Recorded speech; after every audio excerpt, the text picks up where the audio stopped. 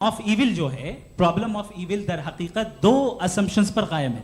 अगर आप इन दो असम्पशंस को समझ जाएं तो ये प्रॉब्लम नहीं रहेगी, आर्ग्यूमेंट आपको समझ में आ जाएगी कि ये कोलैप्स कर जाता है.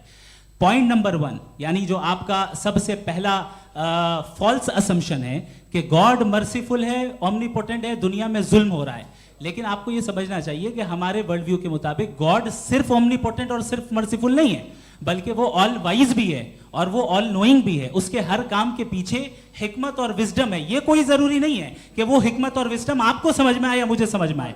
अगर आप जो समझ रहे हैं उसके मुताबिक आप फैसला कर रहे हैं, ये लिमिटेड पर्सपेक्टिव से आर्ग्यूमेंट है. और इस चीज को हम अपनी दुनिया में, अपने लाइफ में, डेली लाइफ में इस प्रिंसिपल को एक्सेप्ट करते हैं. हम जब किसी डॉक्टर के पास जाते हैं, डॉक्टर के पास जाकर वो अगर उसने हमें कोई दवाई दी है तो हम ये तो नहीं कहते कि जब तक आपके पास जितना नॉलेज और जितना विजडम नहीं है, आपने क्यों ये दवाई दी है, तब तक हम इस चीज को एक्सेप्ट नहीं करेंगे.